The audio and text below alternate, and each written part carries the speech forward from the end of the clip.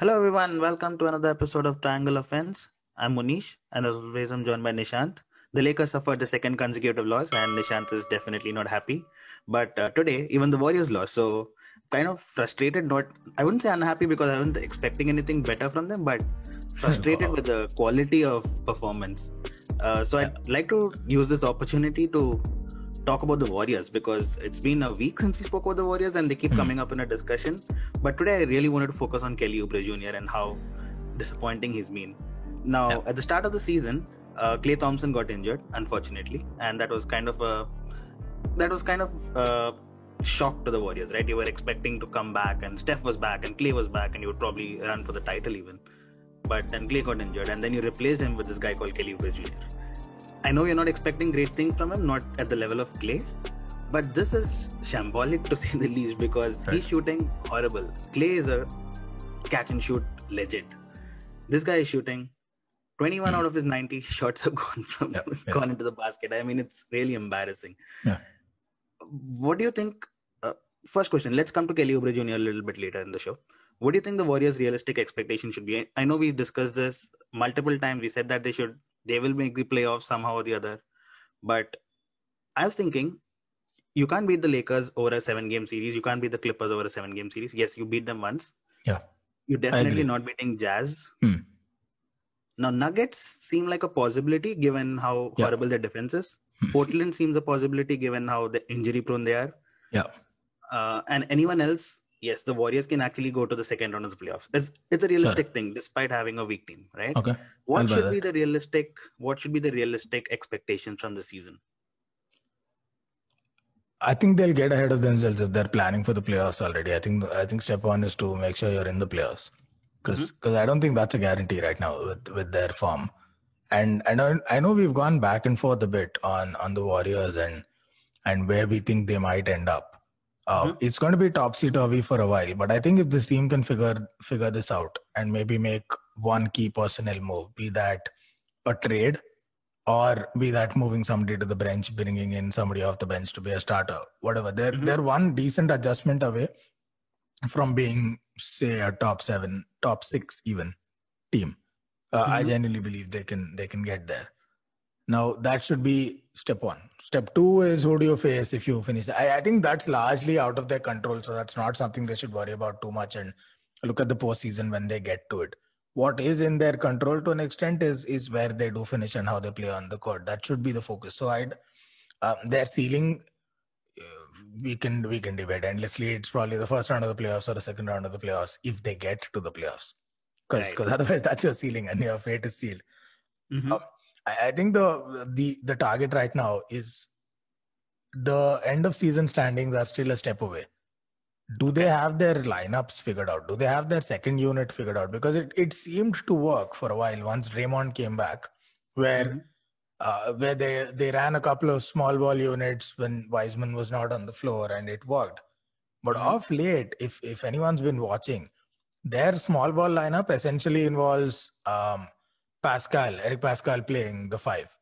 Yeah. And that's not been working too well. They've been butchered, of course, helped in no small measure by some abysmal shooting. The shooting's really been on and off. When they're on it, they shoot like nobody else, and when they're off, they're way off. So the second unit's not been working. A lot of their rotations are still kind of clueless. There's still only like 2 players there that really understand what it means to be a part of the Golden State offense, the way Steve Kerr wants to run it. And that's Draymond and Steph. Everyone else is still learning. James Wiseman is learning the game of basketball at the highest level. Yep. And he's been really impressive, don't get me wrong. But the other guys are still having fit issues. Kelly Oubre Jr. shooting, for instance, is atrocious, has been atrocious in most games. Is that entirely on him? Does a career 34% three shooter go down that drastically in a single season? Like, has he lost his mechanics, his ability? Is his hand-eye coordination that way off? I don't think any of those are true. I think it's more of a case of not fitting into this offense. It's a bit like Kyle Kuzma getting you 30, 40 points in a game when there was nobody else to take the ball away from him and when the offense kind of ran through him, versus Kyle Kuzma initially struggling when he had an off-the-bench role where most of the work he had to do was off-ball. And that wasn't his game at that point. Now he's adjusted to an extent this season. Maybe Kelly Oubre Jr. needs to do that. So the only question really is, do they think he can do that? Or do they think this is going to be a long-term fit issue and they should probably move him as a piece? And it's the same kind of challenge they're having with Wiggins too. Wiggins is on and off again. On some nights he's great. On some nights he plays the way the team needs to. On some nights he takes control of scoring and that helps the team. What is it that they need him to do? Do they want him going Maverick every now and then? Or do they have a strictly defined role for Wiggins and he needs to adapt to do it? Is he willing to do it? These questions will tell you again what to do on that personnel front. So they've got bigger fish to fry even before they look at end of season standings. A lot of that has to do with Steph Curry is going to be the focus of this offense, right? So ultimately it's going to be anyone whose name is not Steph Curry on that team. You have one job. How do you assist Steph Curry in getting the best out of your offense? It's true for a lot of teams with an elite playmaker like that or an elite scorer, point guard, whatever. Now, then your next question is, how do you get people to fit in? And your next question is, how do you get people to perform when Steph Curry is not on the floor? Your secondary unit. These need to be addressed. These are what they need to solve for. Because this year, it's not going to be a championship year, first of all. And in Golden State, if it's not, then it's a building year. Any year that's not a championship year, you're using it to build. So how about you get to understand your roster end to end? And Steph Curry is still very much a part of your long-term future.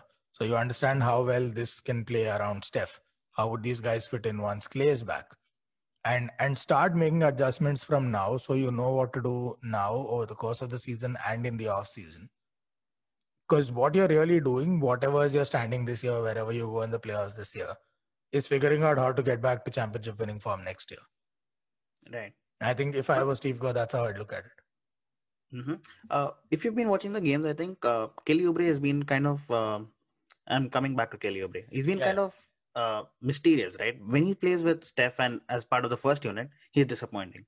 But when he's like you said, when he's the leader of the offense and when Steph is down, he actually has been impressive and he's kind of the leader of that second unit and he's been doing well.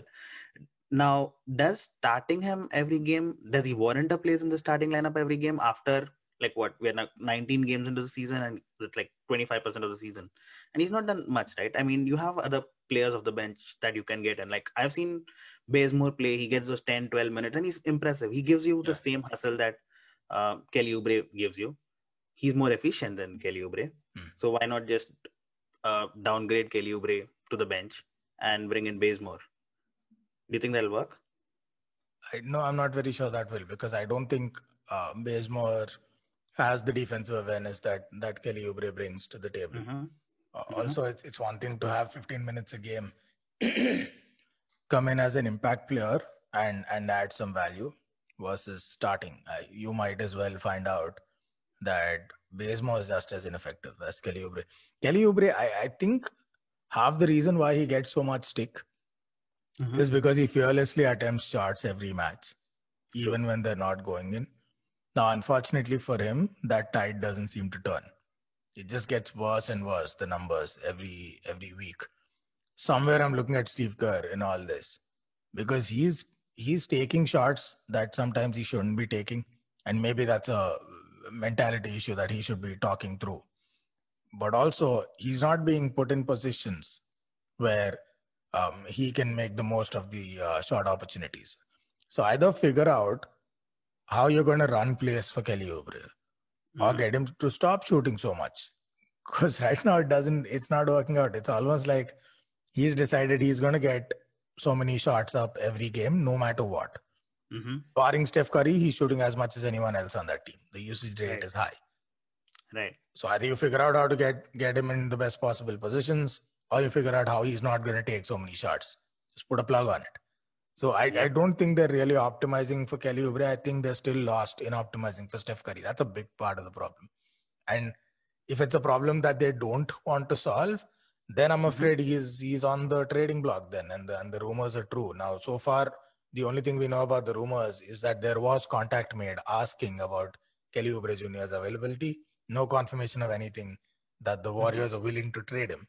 But maybe there's more truth to that rumor than we know if they feel this is a long-term fit issue.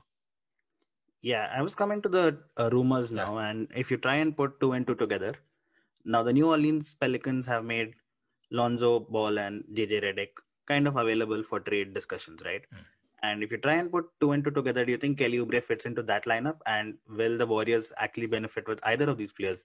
Like Redick is a sharpshooter. He's good on his day and he can get you those 3-pointers, which Kelly Oubre has not.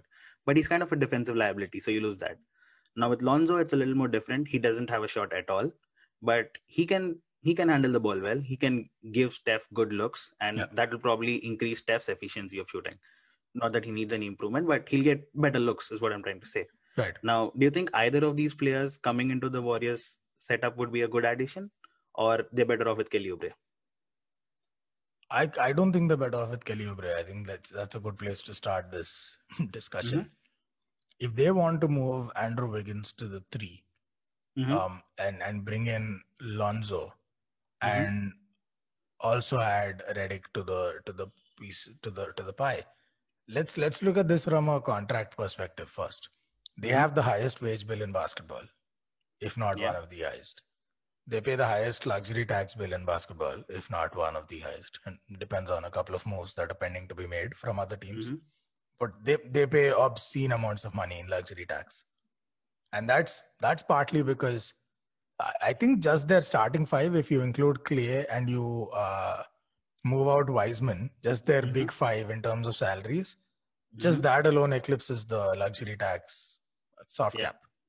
It's insane what they're paying right now.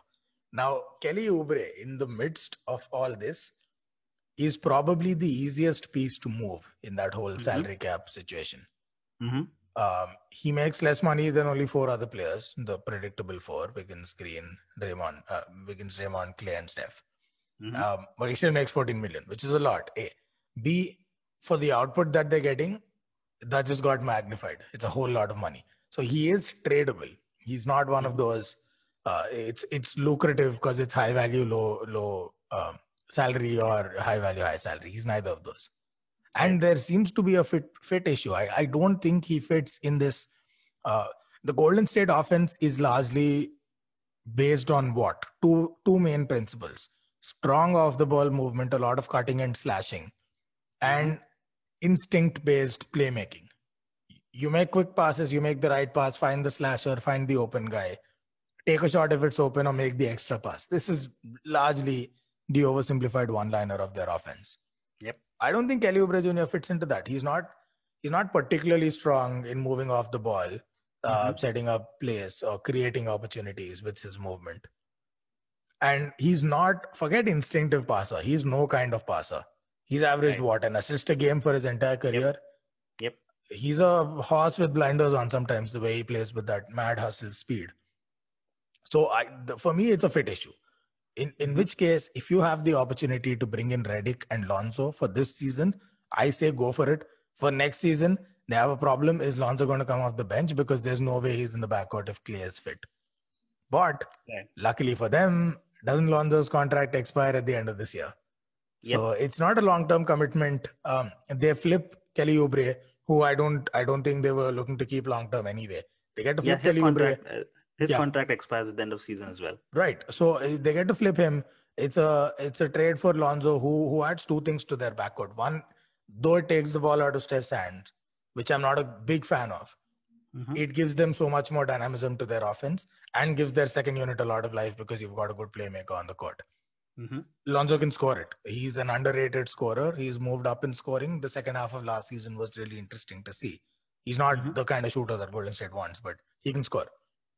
Then he's a much better defender than most of these young players. Any player less than 4 seasons in the league, he's actually one of the most underrated defenders around. So he adds a lot on that end of the floor. I really like that fit if it's just for this season. And I love Redick coming off of the bench to give them much more sharp shooting capabilities, because if anyone's paid attention to the numbers, and the Golden State have had numbers all over the place. They've had blowout wins, they've had blowout defeats, and hardly anything in between. And a lot of those wins, as you pointed out earlier, they came back from major deficits. So they may as well have ended up in blowout defeats too. And I think I know why this happens. There's an interesting stat reported by The Athletic that in the games that they win, the Golden State Warriors are shooting 41% from 3. And in all the games that they've lost, one of the common data points is that they've shot 28% from 3 on average. Okay. That really tells you the whole story. When they shoot well, and they win big. Mhm. They don't shoot well, that's pretty much most of their offense, and that's the deficit, and that's where they lose. Plugging that by removing probably their worst shooter right now in Kelly Oubre, he shot 1 for 11 Yep. in against Phoenix. I mean, including 0 for 5 from 3. Like Yep. Andrew Wiggins and Steph Curry shot 8 threes on 50% shooting, and the team still ended up with, what was it, 28% overall Yep. Yep. from 3. So they get to flip out Kelly Oubre to bring in one off the bench sharp shooter who's elite still at knocking down threes if you create open shots. And this is one of the best teams at creating open shots, especially now when not only is Steph Curry on the floor with Draymond, but then you've added a pretty high level playmaker in Lonzo who can also defend and lead your secondary unit. I think it solves multiple problems. I actually like this trade. It's one of the most mainstream trade rumors being discussed, but I actually like this trade. I think they should go ahead and make it. Yeah, I agree. I mean, I like the personality that JJ Redick brings in as well. He kind of fits into the Warriors culture, doesn't he? Yeah. And then if you can shoot the three as well as he does, I know he's been down this season. He's shooting around 30%, but over a period of time that's got to improve given his experience and the volume of threes that he takes. So yeah, with the experience of the Golden State Warriors in being a team that's entirely built on the 3-point shot, and just the way the whole offense is set up is you either find the slasher who gets into a great position to shoot, or you make the extra pass to an open man as a result of said slasher drawing away a defender. Both places put Redick in good positions to shoot on the perimeter. He'll get 4 or 5 shots a game easy off the bench. You trust him to knock down 2 of those at least over a period of time. 40%, that's good enough output from him. Also, an underrated aspect of his game, he's an amazing role model, a thorough professional who's been excellent at every level of the game. College champion, NBA flawless record in the playoffs until the Pelicans screwed that up, of getting to the playoffs at least. He's a great veteran to have to mentor the younger players on that squad. Could be Pascal, could be Wiseman. I think he's a great mentor to have. That's a side of him that's quite underrated. And you got a good podcast host also. Nothing to compare. Steve Kerr has his one as well. So yeah, there'll be a podcast mania in the Golden State then. All right then. So that was the Warriors. We'll keep our eyes on them. I think we'll hear these rumors are going to get louder as Oubre gets more disappointing, which I hope for him not. Yeah. But we'll keep our eyes on that, and I will talk to you soon. Yeah, sounds good. He's not a bad player. I just hope he finds a good fit soon. He's been traded around quite a lot now. Yeah. All right. Cheers, man. Bye.